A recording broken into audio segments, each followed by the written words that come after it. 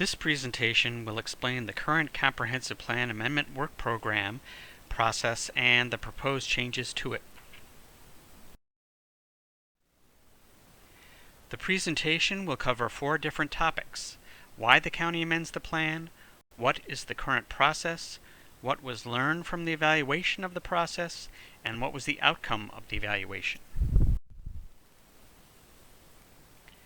The Comprehensive Plan is the county's policy guide for making land use decisions and is amended on a regular basis to ensure that its goals and objectives support sound land use decision making.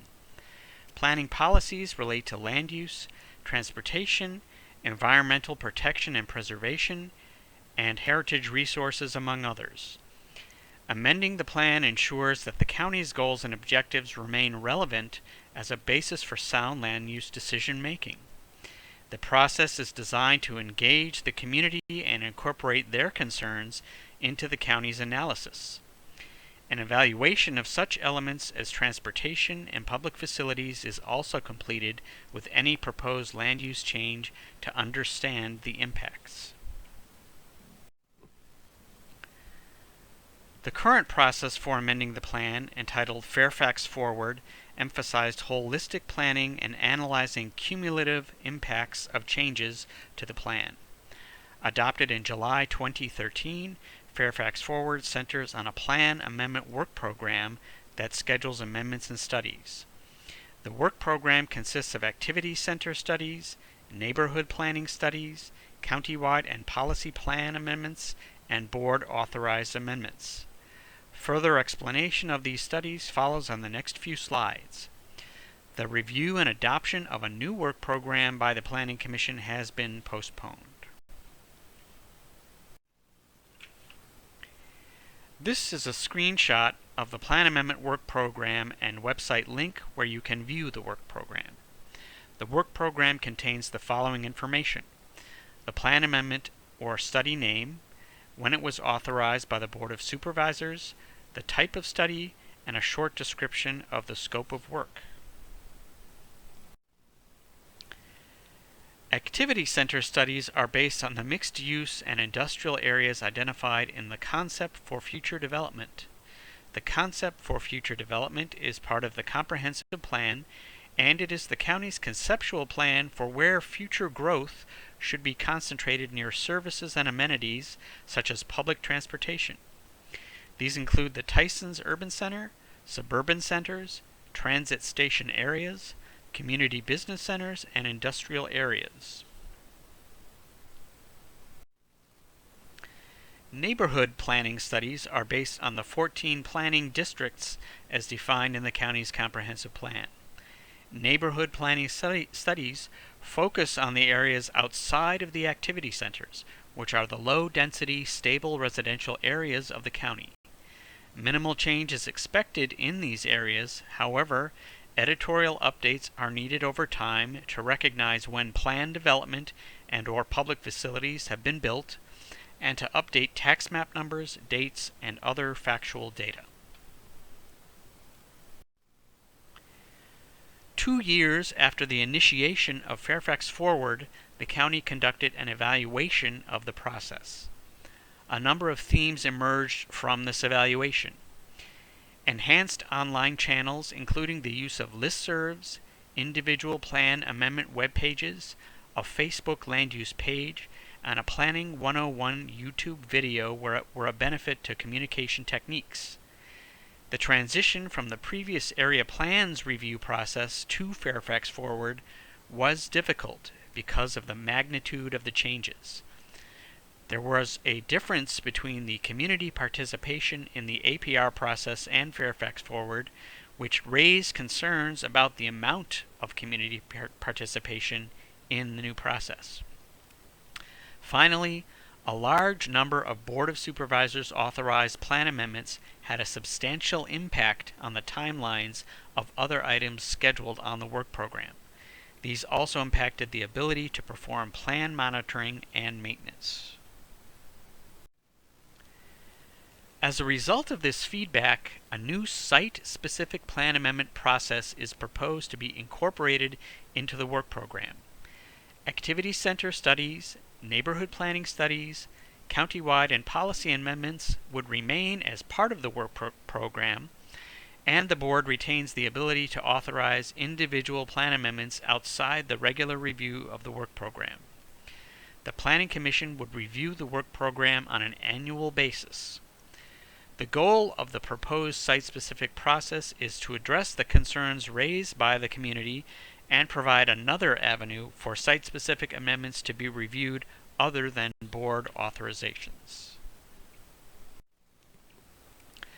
The site-specific process would be a 4-year process that is divided into two 2-year cycles. The first 2 years would focus on the 4 supervisor districts in the North County: Hunter Mill, Drainesville, Sully, and Providence, and the second 2 years would focus on the 5 districts in the South County: Mount Vernon, Lee, Mason, Braddock, and Springfield. The process would be nomination-based, and anyone can submit a nomination during the nomination period. Community task forces appointed by the district supervisor would assist in the review of the nominations.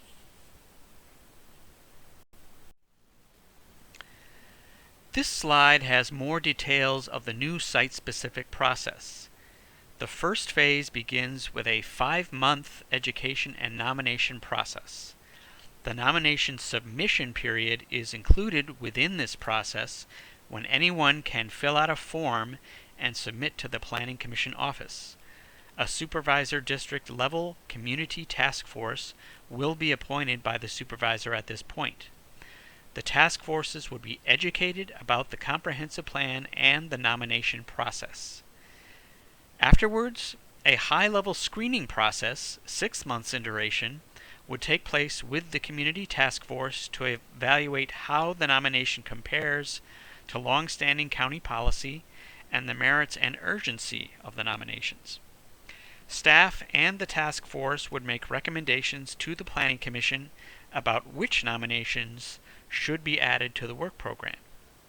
The Planning Commission would hold a public hearing at which they would review these task force and staff recommendations and decide either to add a nomination to the work program or not to add a nomination to the work program.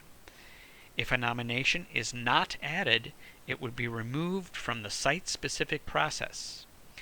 These nominations could be resubmitted during the next cycle. The Planning Commission would identify whether a nomination should follow an expedited or standard evaluation process. The next phase would include a formal review and impacts analysis by staff.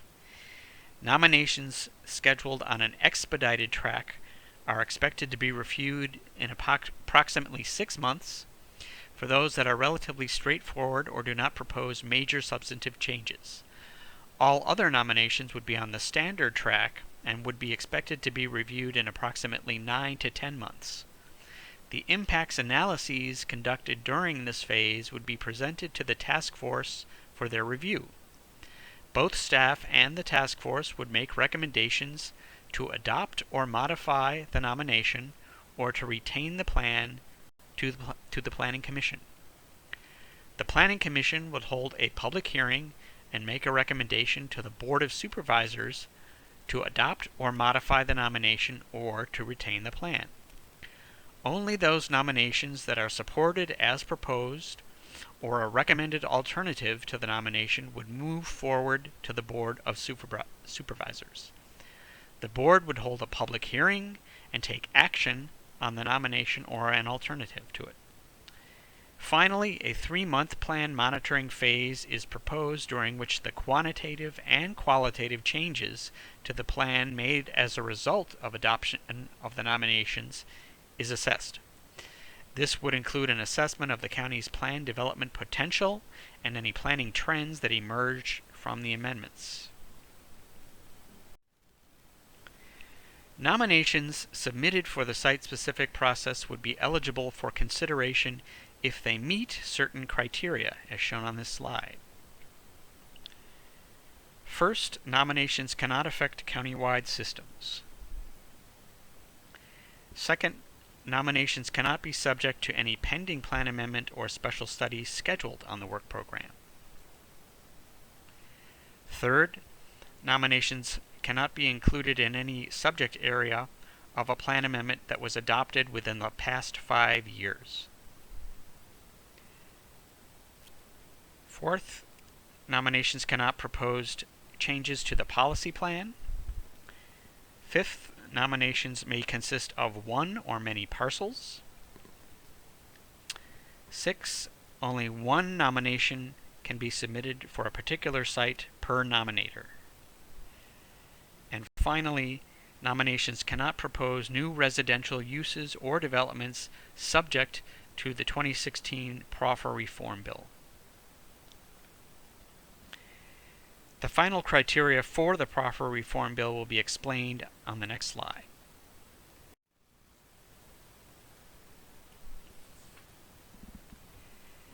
A proffer is typically volunteered by a developer during a rezoning application process and is designed to offset development impacts and provide community benefits. The 2016 Proffer Reform Bill limits the types of proffers that the county can accept for new residential development in certain areas, and in those areas, only non-residential use nominations would be accepted for the site-specific process.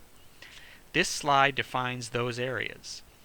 The Board of Supervisors can still authorize consideration for amendments in these areas through a motion if needed.